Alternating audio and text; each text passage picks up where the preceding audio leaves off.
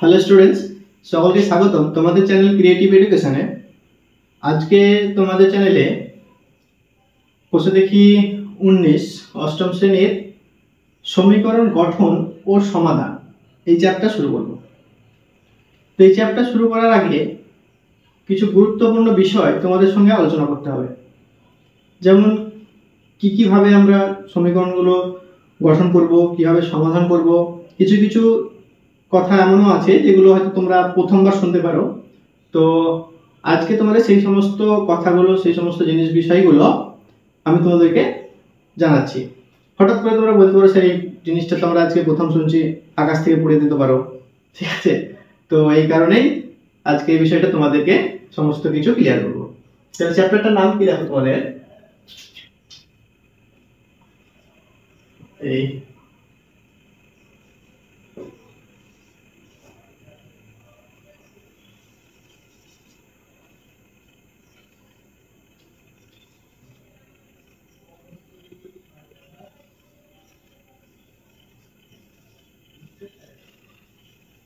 সমীকরণ গঠন ও সমাধান।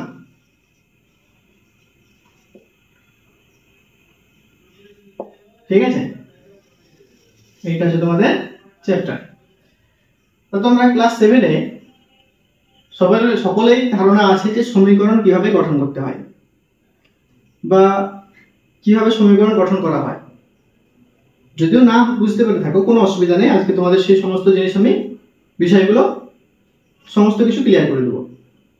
এতদিন তোমরা যেটা করে এসছো, যেমন ধরো এরকম একটা দেওয়া ছিল যে ধরো 5x plus 15 is equal to 60, এরকম একটা বিষয় ছিল যেটাকে বলা হয় সমীকরণ। এটাকে বলা হয় সমীকরণ। এই সমীকরণে কি করতে হয়, যে চলরাশি থাকে এই চলরাশিকে আমাদেরকে কি করতে হয়, মান বার করতে হয়। সেই যে মান বার করার নিয়মটা কি, যেমন ধরো বা 5x ইজ ইকুয়াল টু 60, এই যে নাম্বারটা এখানে কি আছে, প্লাস হয়ে আছে, এই দিকে গেলে কি হয়, মাইনাস হবে। বা 5x ইজ ইকুয়াল টু কত, 60 মাইনাস 15 45।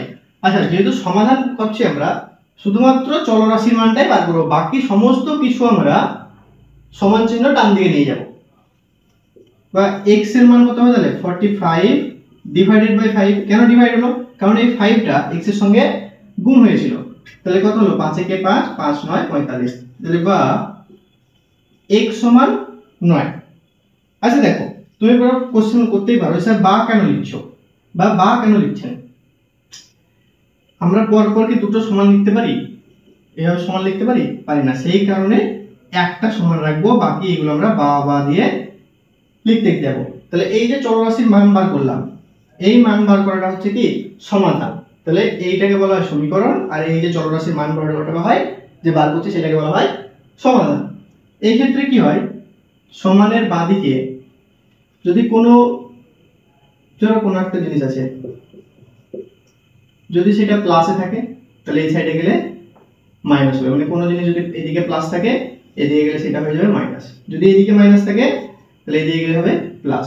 যদি এদিকটায় ডিভাইড থাকে তাহলে এদিকটা হয়ে যাবে মাল্টিপ্লাই বা গুণ। এদিকে যদি গুণ হয়ে থাকে এদিকে গেলে সেটা ভাগ হয়ে যাবে। এইটার ক্ষেত্রে ঠিক উল্টো। বুঝা যাচ্ছে তো?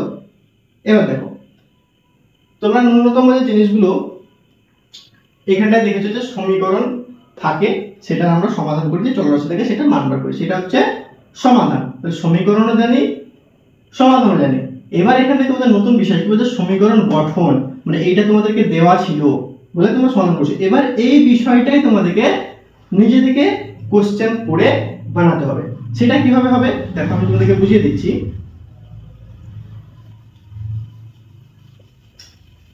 হ্যাঁ, আরেকটা বিষয় যেটা তোমরা অনেকেই বলো যে স্যার অঙ্ক বিষয়টা খুবই কঠিন, কিন্তু অঙ্ক বিষয়টা কখনোই কোনোদিনই কঠিন ছিল না, এখনো কঠিন না। এবার তোমরা বলতে পারো স্যার আমাদেরকে তো অনেক কঠিন লাগে, আপনি ভুলভাল বলছেন। কিন্তু না, অঙ্কের যে প্রথম দিনের যে ক্লাস, যেমন আজকে তোমাদেরকে এই সমীকরণ গঠন কি করে করতে হয়, তার সমাধান কি করে করতে হয় যেমন বলে দিচ্ছি, অনেকে কি করে এই সমস্ত কথাগুলোকে অ্যাভয়েড করে চলে যায়, কিন্তু অ্যাকচুয়ালি তোমাদের অঙ্ক করতে গেলে, কোনো একটা চ্যাপ্টার শুরু করতে গেলে এই কথাগুলোই মেন। এই কথাগুলো যারা ভালোভাবে বুঝবে, শুনবে, তারাই কিন্তু পরবর্তী অঙ্কগুলো ভালো করে বুঝতে পারবে। সুতরাং আজকের কথাগুলোই হচ্ছে মেন। তোমরা অনেকে স্কিপ করে চলে যাও, যেটাতে ইন্ট্রো ভিডিও, তাই তো, কিন্তু এই কথাগুলো তোমাদেরকে শুনতে হবে, তবেই তোমরা পরবর্তী অঙ্কগুলো বুঝতে পারবে। যেমন ধরো এখানটায় লেখা আছে যে একটা সিম্পল ধরো নিয়ে নিলাম, রোহিতের কাছে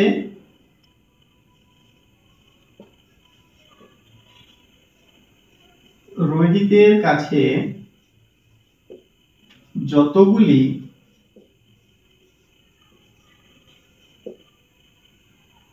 বল আছে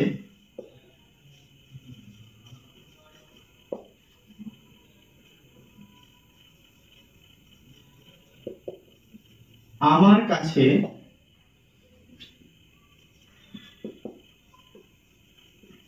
তার থেকে 15টি বেশি বল আছে।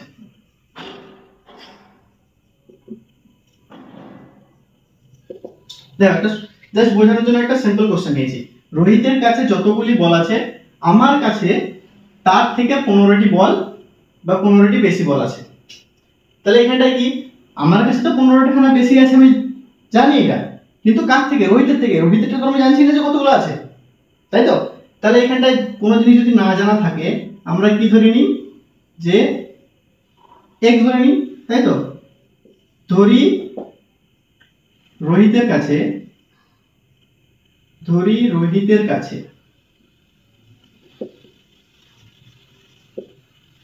বল আছে সমান x টি। না জানা বিষয়টাকে আমরা x ধরে নিলাম, যে কোনো চলরাশি ধরতে পারি, a থেকে z এর মধ্যে যে কোনো চলরাশি ধরে নিতে পারি আমরা। এটি ধরে নিতে পারি, b c d e, a থেকে z অবধি যেটা ইচ্ছা সেটা ধরতে পারি, ঠিক আছে। আমি এখানটা x টি ধরে নিলাম, ঠিক আছে। তোমাদের মতো আমার x খারাপ না, আমার যে x ছিল সে খুব ভালো ছিল, ঠিক আছে, সেই জন্য আমি x টি ধরে নিলাম। আচ্ছা ওটা বাদ দাও, তাহলে এবার দেখো আমার কাছে তার থেকে 15টি বেশি আছে, তাহলে রোহিতের কাছে কতগুলো পেয়েছি আমি, x টি। তাহলে অতএব আমার কাছে কত থাকছে, তাহলে আমার কাছে বল আছে সমান কত, রোহিতের থেকে 15টি বেশি। তাহলে রোহিতের ছিল x টি, তার থেকে আমার 15টি বেশি, x যোগ 15টি। বুঝা গেল? যদি 15টি কম থাকতো তাহলে x বিয়োগ 15 হতো। বুঝা যাচ্ছে? এবার ধরো এখানে স্যার এটা তো খুব ইজিলি নিলেন, তাহলে এবার বলছে আমার কাছে তার থেকে 5 গুণ বেশি বল আছে। 5 গুণ মানে কি, সেম ধরি রোহিতের কাছে বল আছে x টি, আমার কাছে তার থেকে কত আছে 5 গুণ, মানে 5 বার গুণ, তাহলে কত হলো x গুণ 5, তাই তো।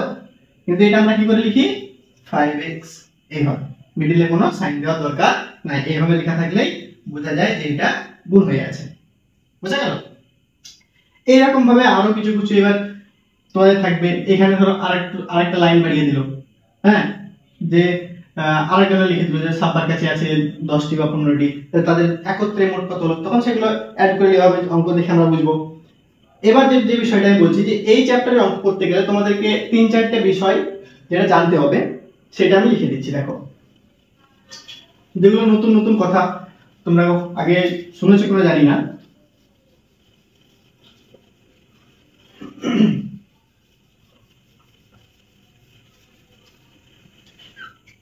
আচ্ছা কোন একটা বিষয় বলছে 1/3, যেমন একটা টার্ম আছে তোমাদের এই চ্যাপ্টারেই, 1/3, 1/3 হস্যই না দীর্ঘই দীর্ঘই 1/3। এই কথাটা মানে কি, 1/3 মানে হচ্ছে কোন একটা বিষয়, ধর কোন একটা বস্তু, সেটা টোটাল 3 ভাগ করা হয়েছে, তার 3 ভাগের 1 ভাগ মানে 1/3। তাহলে 1/3, বুঝা গেল? সেরকম 1/4, 1/4 মানে কোন একটা সেম ভাবে বুঝে নাও না, 1 2 3 4 কোন একটা বস্তুকে যে কোনো জিনিসকে 4 ভাগ করেছে, তার মধ্যে যে কোনো এক ভাগ, সেই জন্য কি বলেছে 1/4 মানে 1/4 অংশ, আর 1/3 মানে 1/3 অংশ। হয়ে যাচ্ছে?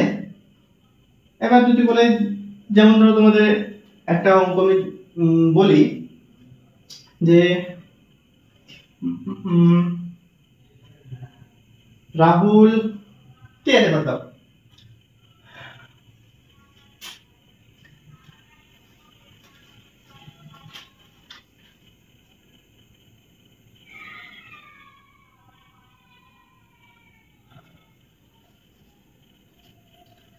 তাহলে 1/3 1/4, আর দেখি তোদের কিছু বিষয় নতুন আছে কিনা।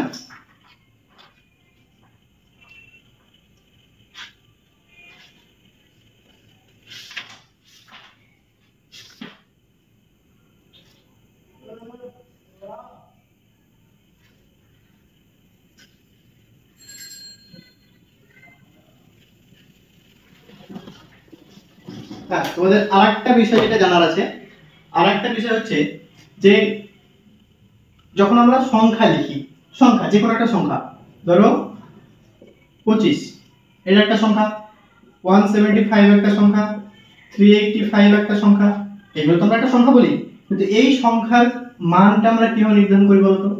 হ্যাঁ, কি করে করি? কারণ কি করে আমরা এভাবে তো করি না, একক, দশক, শতক, হাজার, অযুত, এইভাবে।